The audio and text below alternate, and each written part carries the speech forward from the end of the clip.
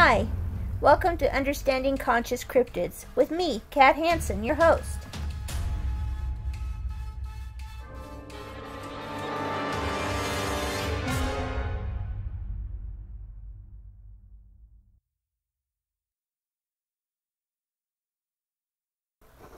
Hi everyone, it's me, Kat.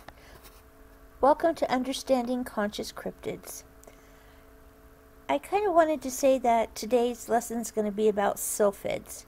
But before I say that and get going here, please excuse me and forgive me, but I want to say a special shout out to my patrons, and I want to say thank you for supporting me. I really do appreciate it.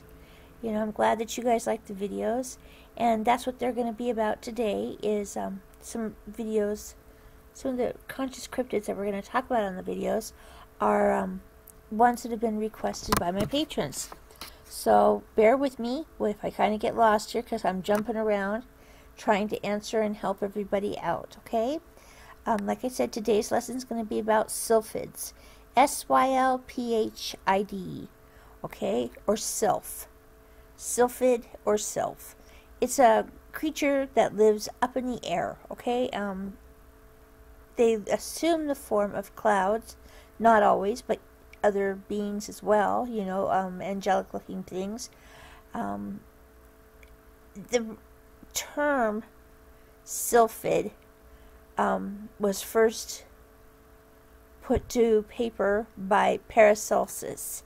Okay, he described sylphs as being invisible beings of the air. Okay, he associated them with the elemental beings of the air. Okay, there's no substantial legends or myths or stories that are associated with these guys, so you gotta really start looking into other cultures' myths to discover the sylphs.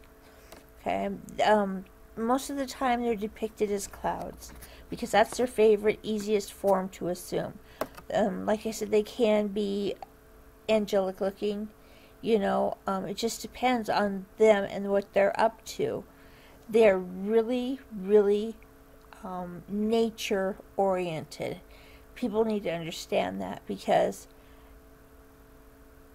they get upset with humans that are on the top of mountains, or they're out in the desert part of the mountains, you know, and they see humans interacting and not taking too good of care of the mountain and the wilderness areas, and they get kind of upset, you know, because they watch over them from above. To me, they remind me of a jinn, but in the sense that a good jinn, because there are good and bad jinn. But anyway, we'll talk about that later. But I've always associated the sylph with them because of the fact that they really prefer the mountain areas and the high spots, you know. Anyway, they're not angels. Okay, remember I said they can assume the form of an angel, but they are not angels.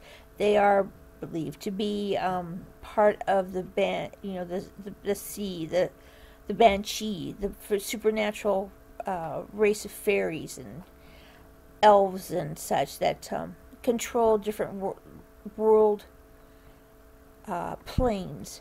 You know, these guys are controllers of the weather. They're also interacted with the big birds, the raptors that are up in the air around the mountains.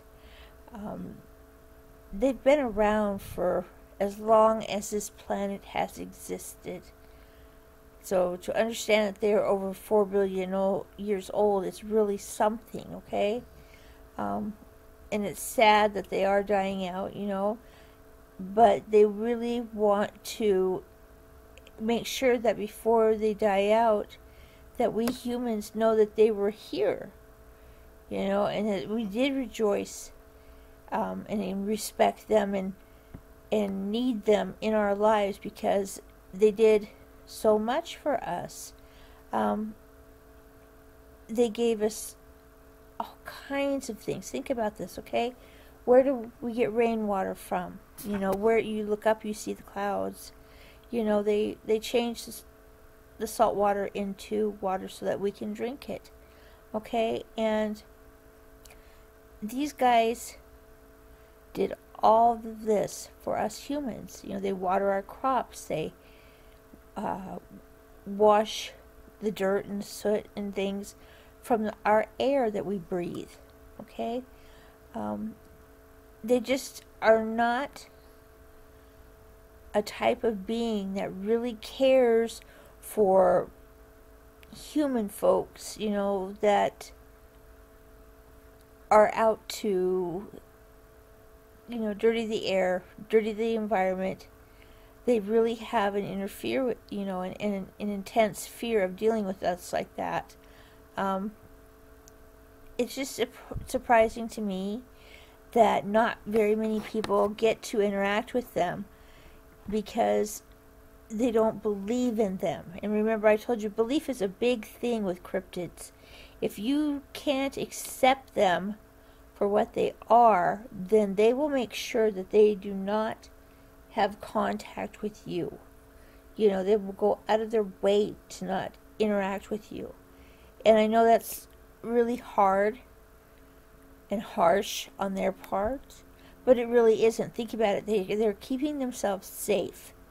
Okay, I mean, and seriously, people would say and tell me, how do you know all of this? How do you know that they, want to interact with us?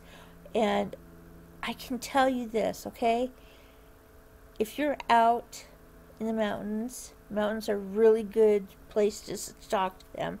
If you're out in the mountains and you just lie back on the grass and look up at the sky, you're going to see them. You're going to see the faces in the clouds and how they transform and appear into bodies and stuff. And then you'll watch them sit there and stare down at you. You see these huge faces staring down at you. How can you lie there and not say anything? I've never been able to do that. And every time I answer, that little niggle inside of my brain and say, talk to them, and I do, I get immediate responses from them. Sometimes they'll be happy. You'll see the clouds shift and form and change into something that I'm familiar with, like a bird or a car or a dog, whatever, and then that thing starts to talk and you will hear it inside of your head. So they know and are aware of us as human beings, that we are on this planet. So that's what this lesson's about. Like I said, it's about Sylphs. Sometimes when I deal with people and the cryptids, the conscious ones, people have a hard time accepting and understanding that these guys are out there, because it is a hard subject, and a lot of people don't understand. They think, well, it's just fake, and it's stories that our ancestors had and made up, and that's not true. You have to remember that there's always a piece of truth inside each legend, okay? So if they're dealing with these guys on a one-to-one basis, that should tell you something. That should tell you why, for instance, the Sahara Desert went from being a desert, a green jungle 12,000 years ago to being a desert now. Obviously they were there, people worshipped them, and people moved away, people forgot about them, etc. So they ended up turning into these invisible type of beings. Anyway, I just wanted everyone to understand about Sylphs. There's going to be some links in the page below this, and I hope you will look them up. And if you have questions about them, please contact me. I would love to hear from you so that way I can explain a little bit more about what it is I'm seeing and what I'm interacting with, and hopefully what you're seeing and interacting with.